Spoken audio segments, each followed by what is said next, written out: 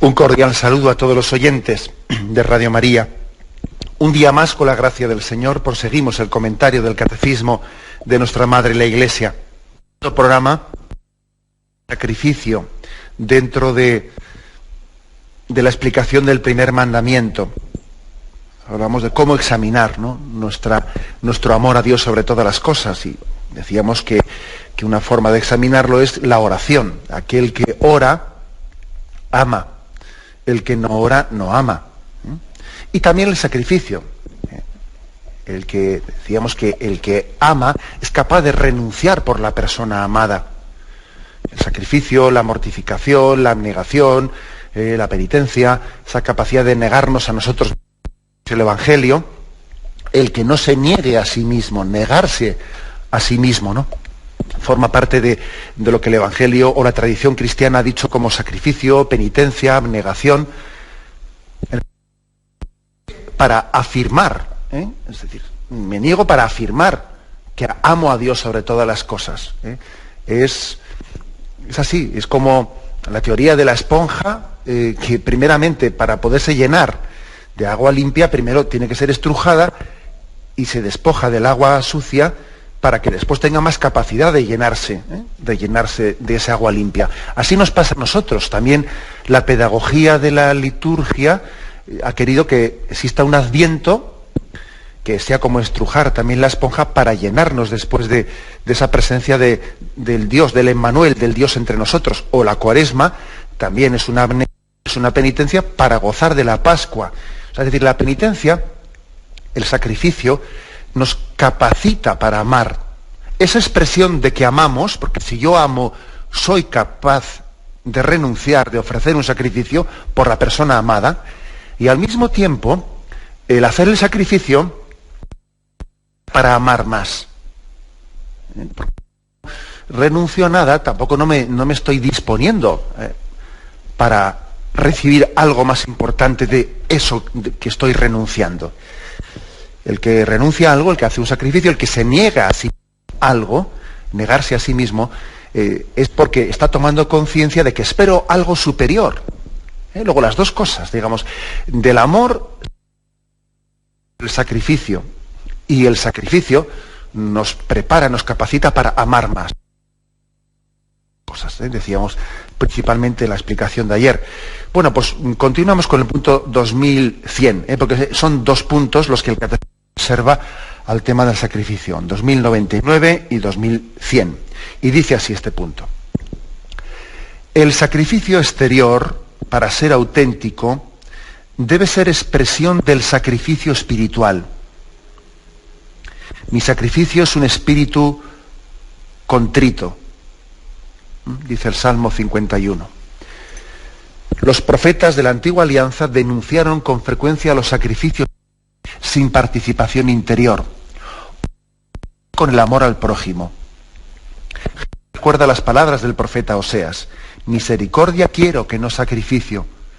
El único sacrificio perfecto es el que ofreció Cristo en la cruz, en ofrenda total al amor del Padre y por nuestra salvación. Uniéndonos a su sacrificio, podemos hacer de nuestra vida un sacrificio para Dios. Vamos desgranando, si os parece, vamos desgranando estos contenidos. Afirmación primera y básica e importantísima de este punto, el 2100. Puede haber un sacrificio exterior que no esté unido al sacrificio espiritual interior, y entonces se pervierte el sacrificio. Queda pervertido. Por lo tanto, es muy importante, ¿no?, para que el sacrificio sea auténtico, que exista una sintonía, una unión entre la interioridad del hombre y el signo externo que hacemos. Tiene que existir tal cosa y eso es evidente.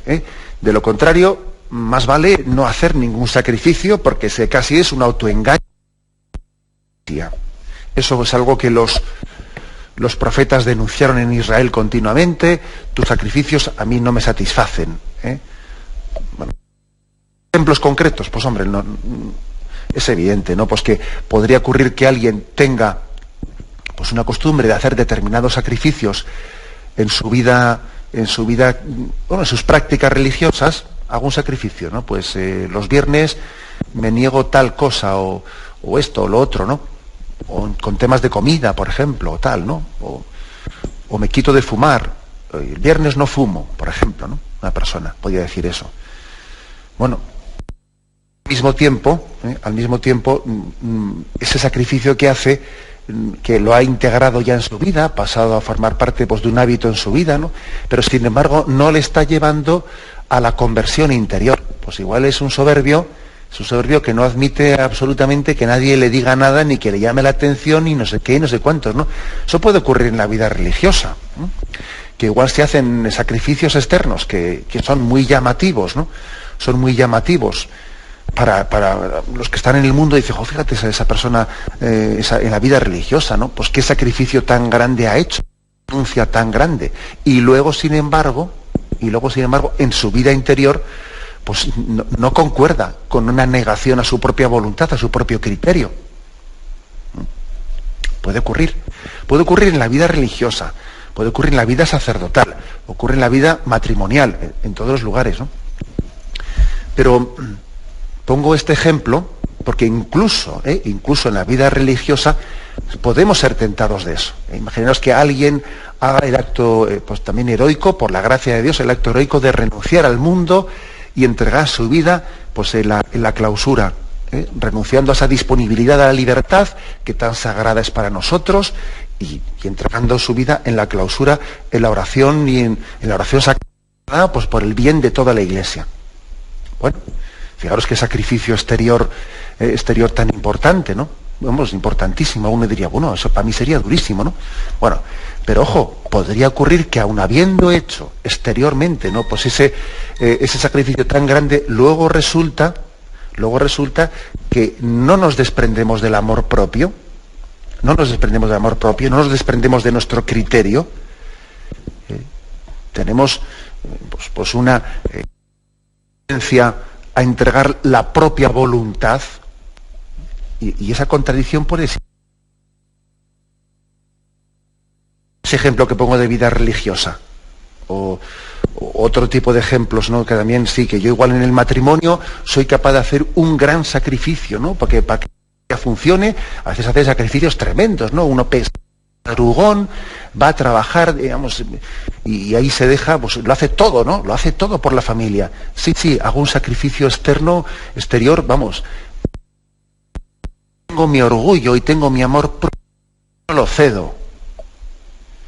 Y si hace falta, pues por traer el pan a casa, soy capaz de levantarme a las 4 de la madrugada, y eso lo hago, pero mi amor propio y mi soberbia, esa no la cedo. Y dice uno, pero hombre, ¿y cómo soy capaz de hacer eso que es tan grande y sin embargo lo más interior no lo realizo? O sea, ojo, ¿no? Aquí hay una llamada de atención para ver si el sacrificio exterior concuerda con el sacrificio espiritual interior. Y se cita en este punto del Catecismo 31. Mi sacrificio es un corazón quebrantado y humillado, tú no le desprecias. Esto es lo que a Dios le conmueve. Y este Salmo 51, acordaros que está compuesto por David, después de que David había cometido aquel pecado tan grave de matar a Urías para quedarse con su mujer. Cuando él se arrepiente, ¿no?, a Dios lo que le conmueve es el corazón contrito y humillado de David. Ese me arrepiento. Y es cierto que David hizo unos signos externos, que fue vestirse de saco y hacer una penitencia pública, ¿no?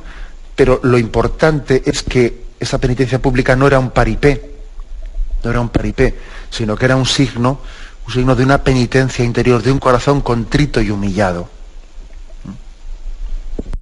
Puede ocurrir que alguien se vista de saco y salga en la procesión del día no sé qué, y allí es procesión penitencial, le llaman, ¿no? Y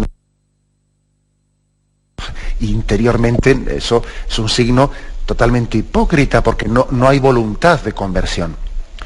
Luego, no es cosa de ahora, sino de toda la historia de la Iglesia, e incluso del Antiguo Testamento, que ha existido siempre, ¿no?, un riesgo de que el exterior no fuese signo del sacrificio espiritual interior. Entonces, también es cierto que uno podría decir, bueno, pues entonces renunciemos a los signos exteriores. No, eso también es falso, porque el hombre también necesita exteriorizar aquello que lleva en su corazón. Nosotros sería también muy falso decir, bueno, yo me voy a arrepentir interiormente, ¿no? Pero no muestro exteriormente ningún signo de que me he arrepentido. Tampoco eso es sano. Sería negar que tenemos una condición corporal, que no somos ángeles, que también tenemos una condición espiritual y corporal, y que lo lógico es que signifiquemos por fuera lo que llevamos dentro. O sea, que tampoco en el riesgo contrario, como a veces, pues, en unas concepciones religiosas, pues digamos, muy espiritualistas que niegan toda manifestación pública o exterior de la religiosidad, y que enseguida le llaman superstición a cualquier signo externo que se haga, ¿no? Pues se hace un signo penitencial en Semana Santa, no son supersticiones. Bueno, no le llames superstición con tanta ligereza a lo que sea hacer un signo externo, porque es que necesita signos externos. Digamos que las dos cosas deben de ser integradas. Que el sacrificio exterior sea signo, ¿no?, de una interioridad del hombre, pero al mismo tiempo que la interioridad, el sacrificio espiritual, la negación a la propia voluntad, sea expresada también, porque si es verdadera tiene que tener consecuencias externas, necesita ser expresada. Bien, tenemos un momento de reflexión y continuamos enseguida.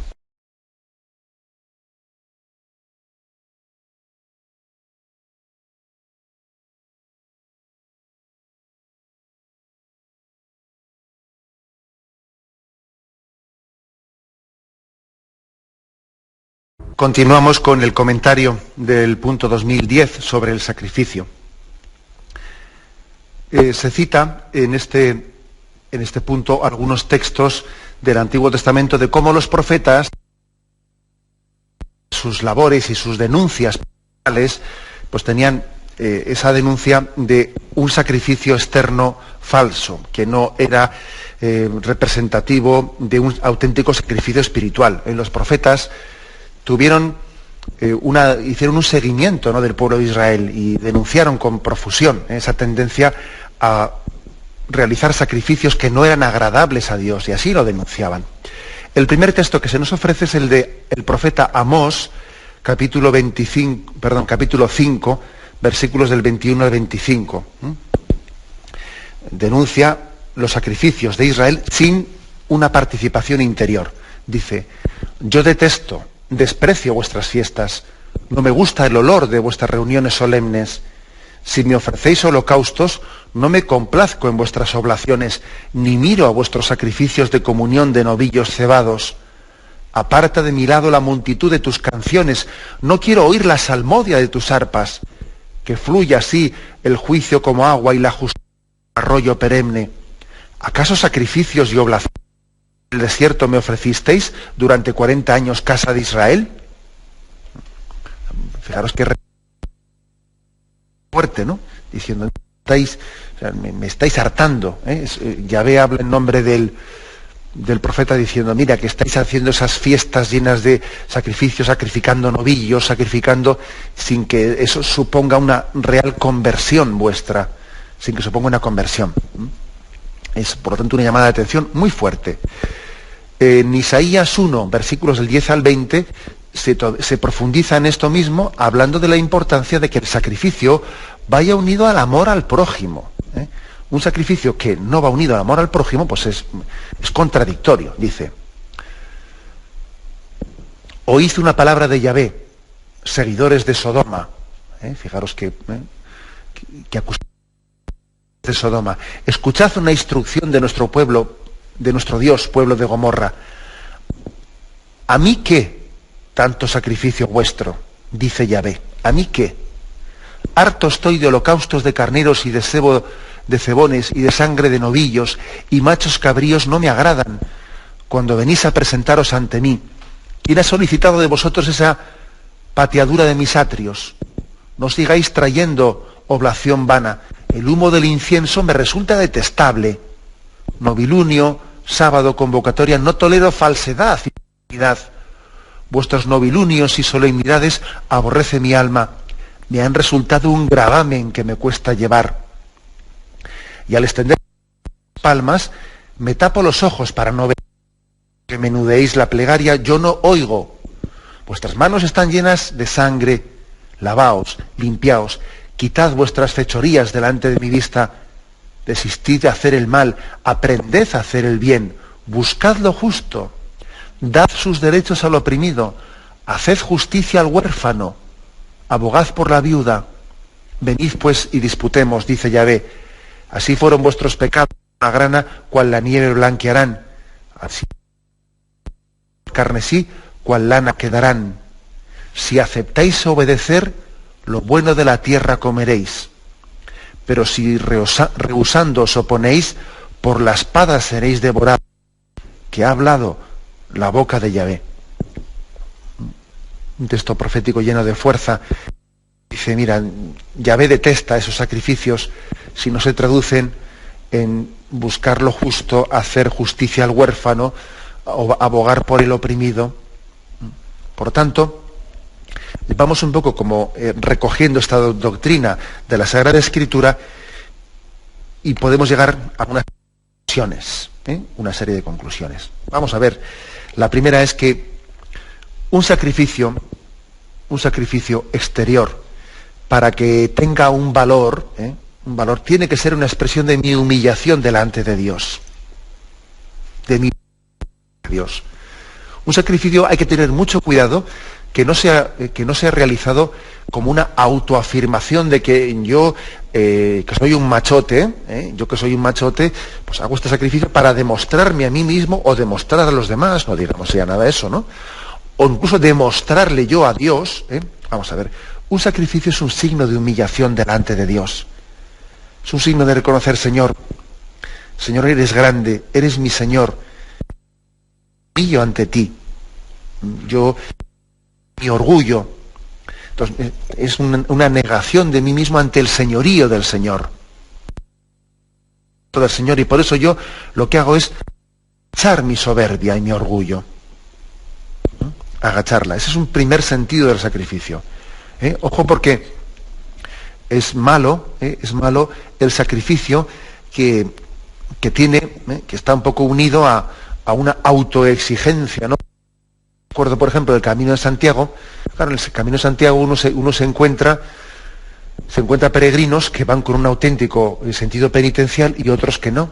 Y a veces, pues igual llega la noche y estás en el albergue de peregrinos y conversaciones, uno que le dice al otro, ¿tú cuántos kilómetros has hecho? Ah, pues yo he hecho 30, ah, pues yo más, yo he hecho 45, y alguno está por ahí pues intentando ufanarse, ¿no? Ufanarse de que él ha hecho más kilómetros que nadie el Camino de Santiago y él aguanta más que nadie. Pero hombre, eso pervierte el sentido espiritual de un sacrificio.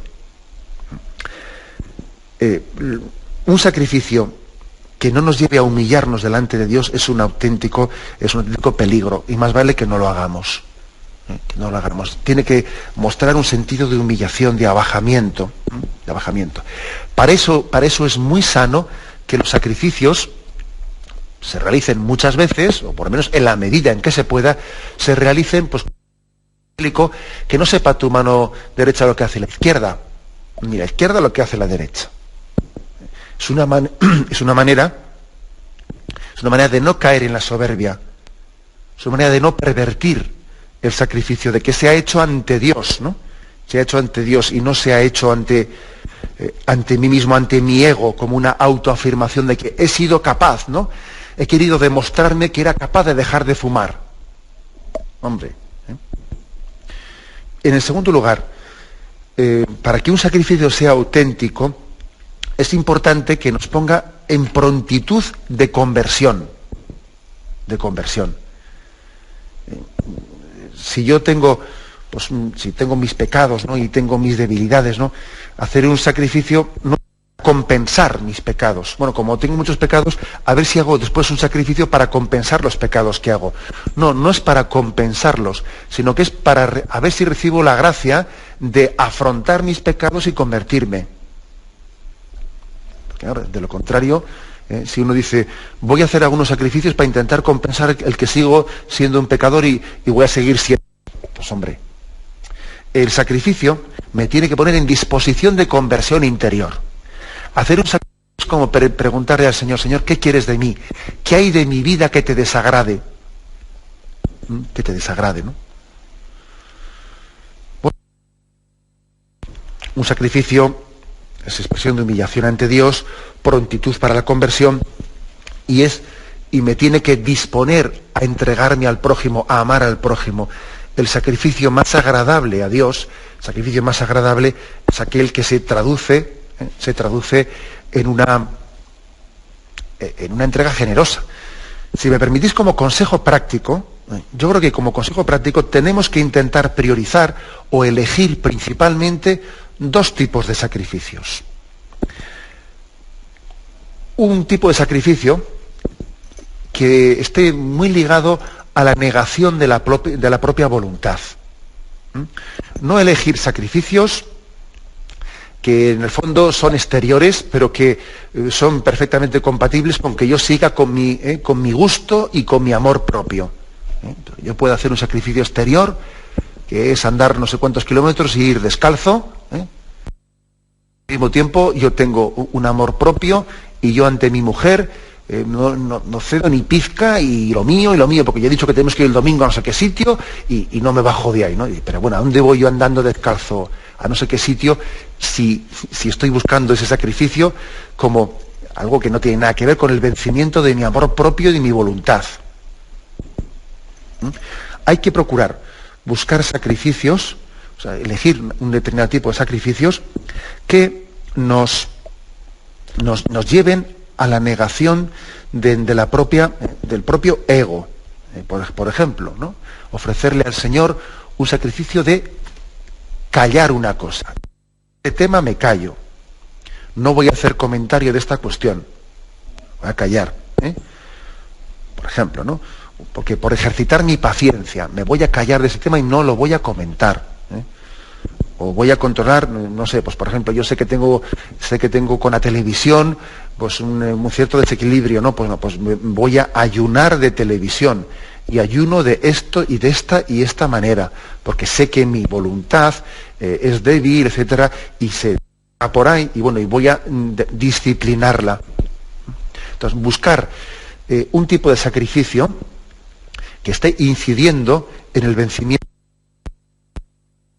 entregarle al Señor nuestra voluntad. Eso es muy importante, como os podéis imaginar. Esto como, estamos hablando de un primer consejo, ¿no? Esto ¿en qué se traduce?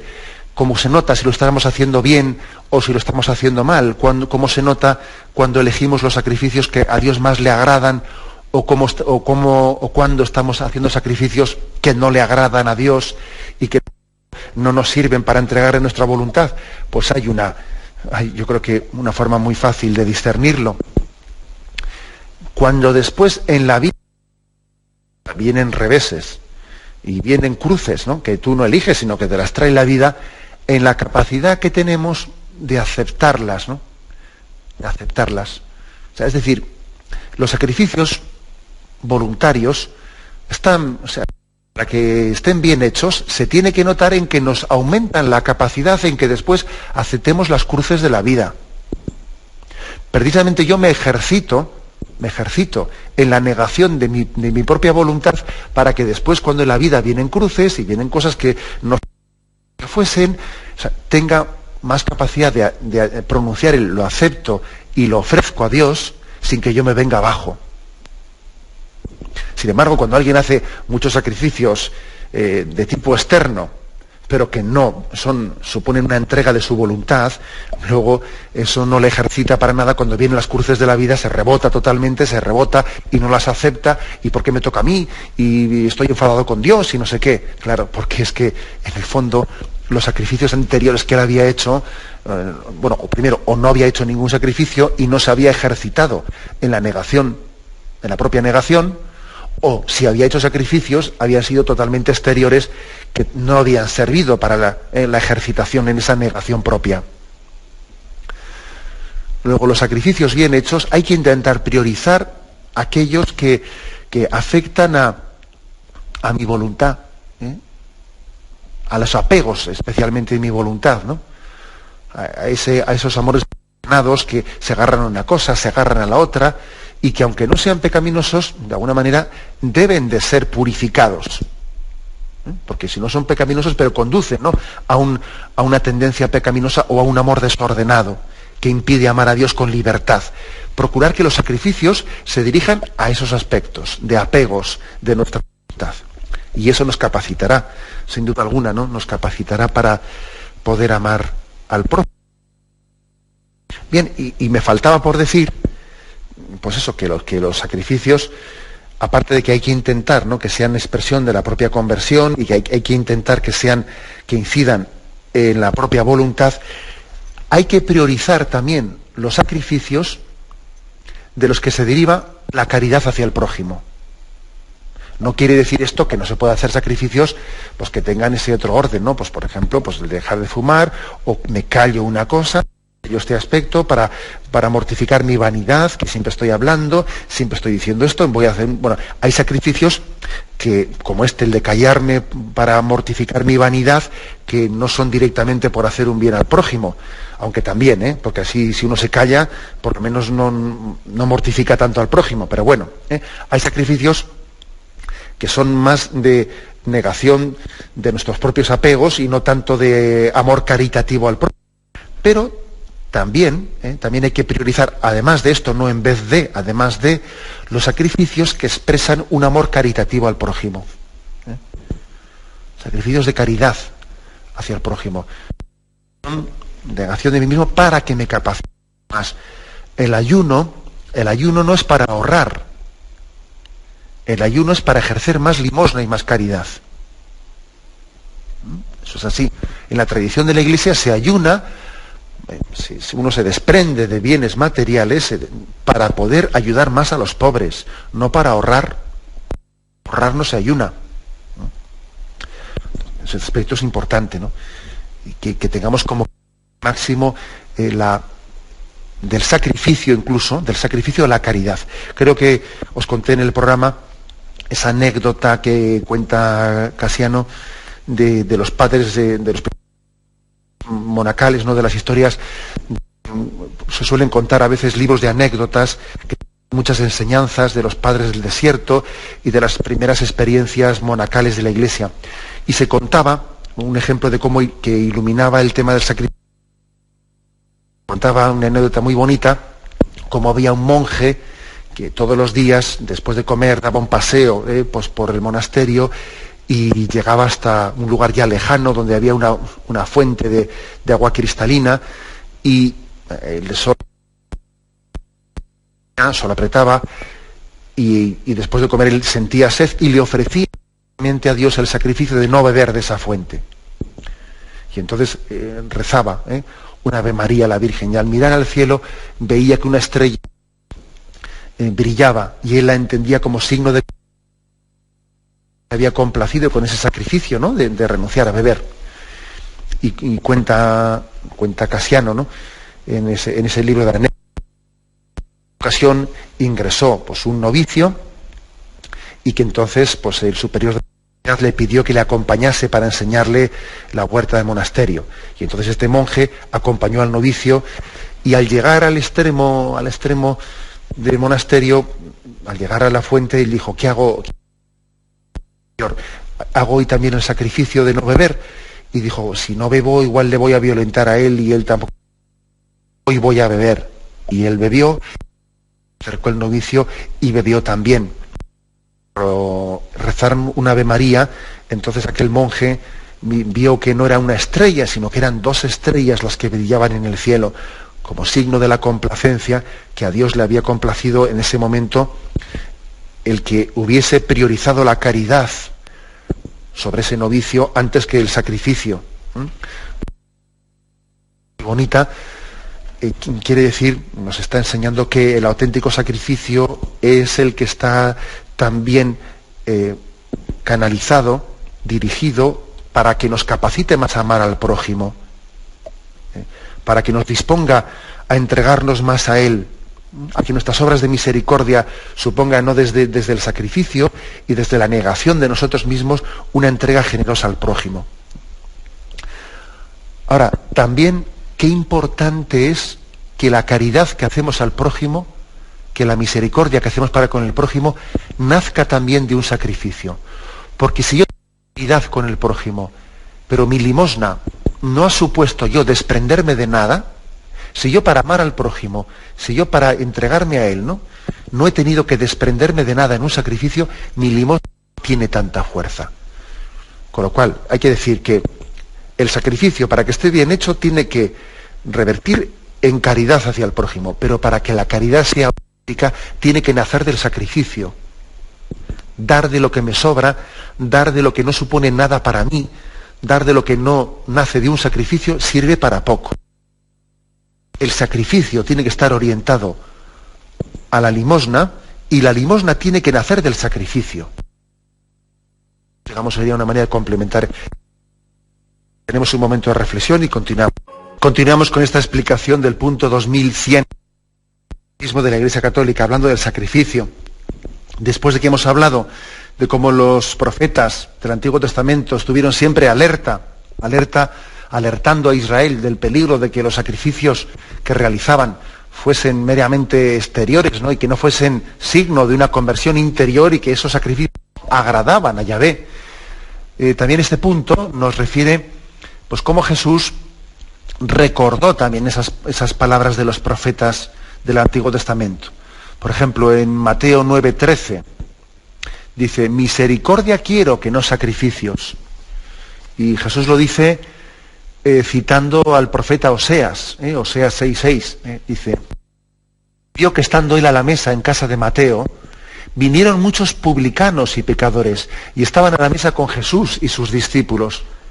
Al verlo, los fariseos decían a los discípulos: ¿por qué come vuestro maestro con los publicanos y pecadores? Mas él, al oírlo, dijo: no necesitan médico los que están fuertes, sino los que están mal. Id pues a aprender qué significa aquello de misericordia quiero, que no sacrificio, porque no he venido a llamar a sino a pecadores. Por ejemplo, en este texto concreto de Mateo se reprende a esa visión de publicanos y fariseos, que en virtud de su religiosidad no se acercaban a los pecadores. Se hacían como una separación puritana y ritual de ellos, que entendían que la pureza ante Dios no podía permitir pues un acercamiento hacia los pecadores, porque nos contaminaba. Y sin embargo Jesús dice claramente: no necesitan de médico los que están fuertes, sino los que están mal. Por lo tanto, el auténtico sacrificio supone también una misericordia hacia los pecadores. El sacrificio agradable a Dios es ser capaz de acercar a Dios hacia ellos, de que Dios esté cercano a ellos. El sacrificio supone amor al pecador, supone amor hacia ellos. Es uno de los textos más contundentes. El Catecismo dice: el único sacrificio perfecto es el que ofreció Cristo en la cruz, en ofrenda total al amor del Padre por nuestra salvación. Se nos habla de Hebreos 9, versículos del 13 al 14, y dice: pues si la sangre de machos cabríos y de toros y la ceniza de vaca santifica con su aspersión a los contaminados en orden a la purificación de la carne, ¿cuánto más la sangre de Cristo, que por el Espíritu Eterno se ofreció a sí mismo sin tacha a Dios, purificará de las obras muertas nuestra conciencia para rendir culto a Dios vivo? Vamos a ver, que igual sería bueno que concluyésemos con esto. Jesús es el que nos enseña a realizar el auténtico sacrificio. Si uno tiene que aprender a ver qué es un sacrificio bien hecho y qué es un sacrificio mal hecho, pues aprendamos lo de Jesús. Es quien ofreció a Dios Padre el sacrificio auténticamente agradable. Aquí estoy para hacer tu voluntad. Y la carta a los Hebreos dice, sacrificios y holocaustos no los aceptaste. Aquí estoy para hacer tu voluntad. Y eso fue lo que fue agradable a Dios Padre. Que Jesucristo, en el sacrificio que Él realizó de su vida, en la cruz, a diferencia de los sacrificios que en el templo, en el Antiguo Testamento, en los que no se entregaba la voluntad, aquí sí, Cristo entregó su voluntad. Aquí estoy para hacer tu voluntad, Padre. Por eso fue un sacrificio agradable. Y en segundo lugar, es también un sacrificio agradable el de Jesucristo, porque no solo entregó su voluntad en una obediencia perfecta a Dios Padre, sino que además también su sacrificio fue en favor de toda la humanidad. Padre, yo por ellos me entrego, por ellos me consagro, para que no se pierda ninguno de los que me han sido encomendados. El sacrificio de Cristo es un sacrificio por el bien de sus hermanos. Y eso es lo que le hace agradable a Dios Padre. Estas son las dos características. Aprendamos de Jesucristo. Si es que en el Señor tenemos el maestro de oración y el maestro de vida espiritual en todos los sentidos, también en el aspecto del sacrificio. Es una entrega perfecta de la voluntad. Por eso también María es la que realiza el perfecto sacrificio. Cuando entrega su voluntad a Dios, en el hágase en mí, y cuando también entrega a su Hijo al pie de la cruz, en esa imagen de la piedad. Es el perfecto sacrificio de el hágase, pronunciado no solo en Nazaret, sino también en el Calvario. Cuando María entrega a Cristo, no solo se lo roban, no, ella también lo da, en esa voluntad perfectamente rendida a la voluntad salvífica de entregar su Hijo por la salvación del mundo. Jesús, por lo tanto, nos enseña cuál es el auténtico sacrificio realizado para gloria de Dios. Y por eso dice la última frase, ¿no? Un sacrificio, podemos hacer de nuestra vida un sacrificio para Dios. Es muy importante que nuestros sacrificios estén unidos al único sacrificio de Cristo, especialmente en la Eucaristía y especialmente en el ofrecimiento de obras que hacemos por la mañana, en esa oración que también aquí en Radio María se nos introduce a hacerla, ¿no? Nuestros sufrimientos y alegrías son ofrecidos junto con ese sacrificio de Jesucristo para que tengan valor salvífico. Nuestros sacrificios, si no están unidos al de Jesucristo, no tienen valor salvífico. Sin embargo, unidos a Él, pues adquieren un valor salvífico, pues inmenso, maravilloso, ¿no? Nos permiten, pues, entrar en ese misterio de la corredención del que hablábamos ayer. Hacen que nuestra pequeñez, por la gracia de Dios, por la misericordia de Dios, tenga un valor tremendo, infinito, unido a Jesucristo. Bien, lo dejamos aquí y daremos paso a la intervención de los oyentes. Quiero pedir disculpas porque ya me han dicho desde la central, en los mensajes que me han pasado durante el programa, y que la voz, etcétera, y que la exposición ha salido bastante entrecortada. Ver aquí algún problema de algún duendecillo, algún cablecillo que anda por aquí suelto, y me imagino que habrá sido pues un tanto desagradable el poder seguir la explicación. Bueno, intentaremos solventar estos problemas para mañana y pido disculpas. Pero bueno, en la medida que la situación tal y como está nos lo permita, si podemos daremos paso a la intervención de los oyentes. Podéis llamar al teléfono 917-107-700, 917-107-700. Sí, buenos días, ¿con quién hablamos? Buenos días, bueno. Me llamo Encarni de Córdoba. Carmen. Pues quería que me aconsejara por caridad. Yo tuve un director espiritual del movimiento sacerdotal mariano. Me quedé sin él, por Don Gobi, Juan José Arteaga. Luego un claretiano de Córdoba. Ahora mismo no tengo confesores, ¿no? Pero como para que me dirijan, no lo encuentro. Entonces, la oración la hago, porque soy de María Auxiliadora, ¿no? Pero yo necesito un alimento más fuerte como el que ustedes estáis dando. ¿Me entiende? ¿Me oye? Sí, le escucho, sí, le escucho.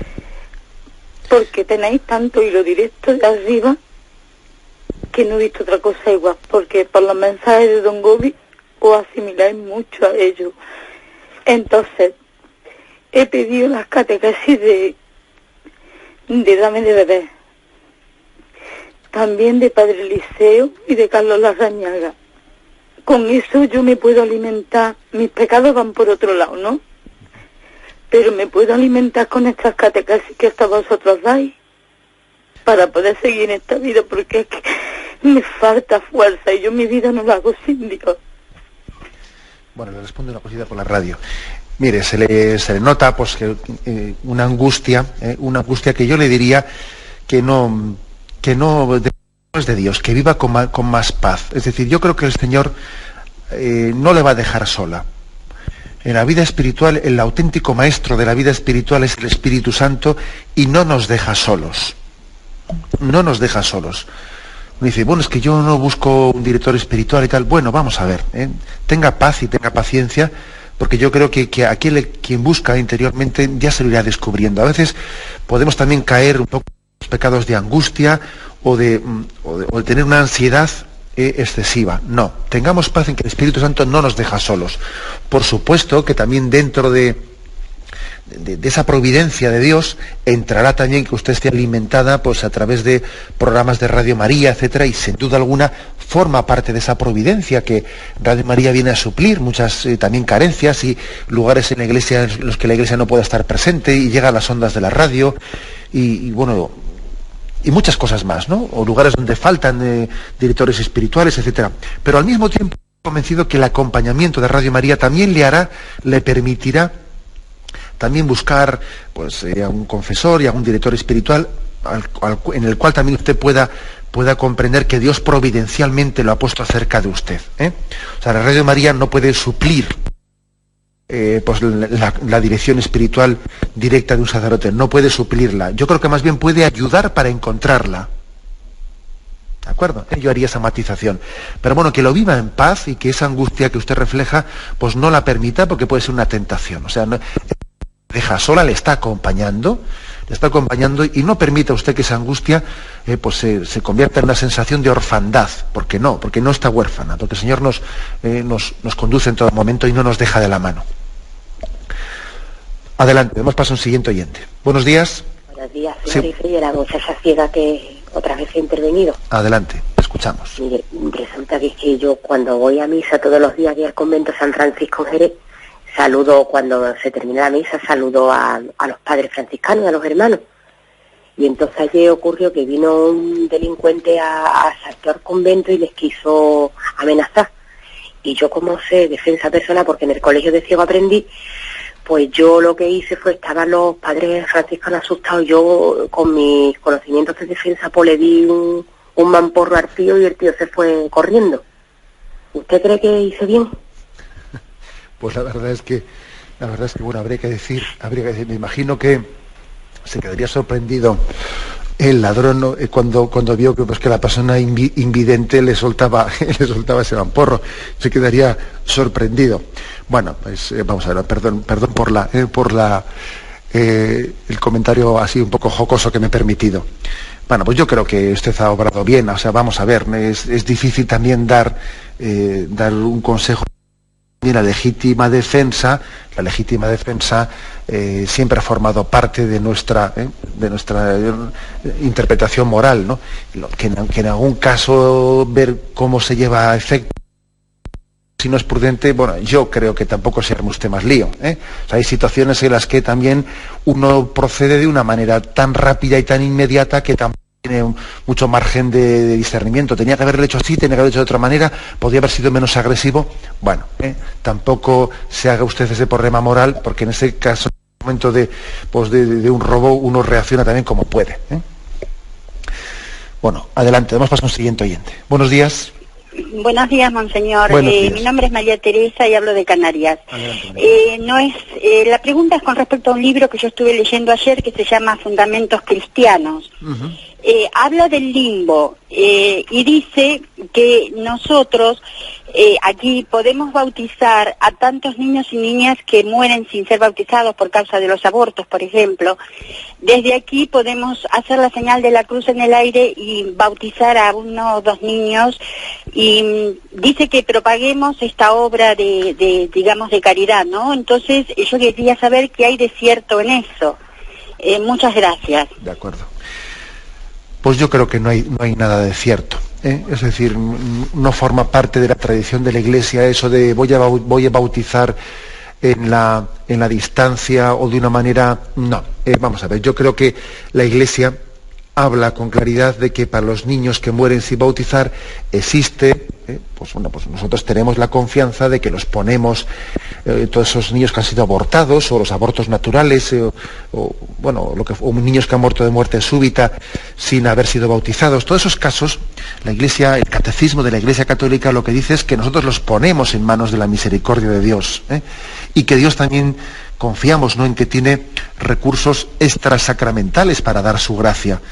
Bueno, y de hecho, pues yo más una vez me habéis oído que ahí está el caso de los santos inocentes, los santos inocentes, que son niños que murieron sin bautizar, evidentemente, ¿no?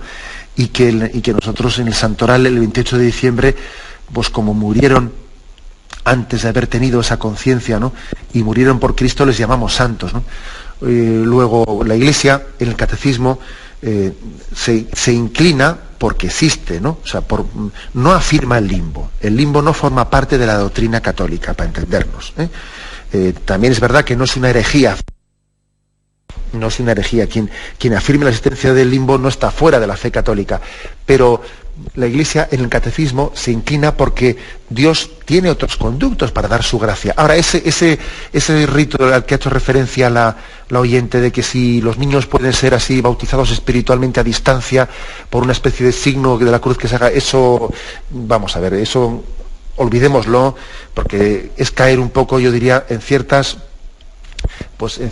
suspicacias, en ciertas triquiñuelas que tienen bastante, pues yo diría, de superstición, de superstición. Dios da su gracia por sus conductos también esas sacramentales, no caigamos en las supersticiones. Bueno, aunque sea muy brevemente, damos paso a una última llamada. Buenos días. Buenos días. Buenos días. Soy Carmen de Madrid. Mire, adelante. Yo quisiera, monseñor, que me explicara, cuando yo voy a misa, resulta que el sacerdote dice, orad hermanos, unos se sientan y otros se quedan de pies. Y cuando dice el Señor está con vosotros, se levanta el resto. Entonces no sé cuál de las dos cosas es esto. Y entonces la otra es, por Cristo, con Él y en Él. Eso es cosa del sacerdote solo, no de los feligreses, nada más.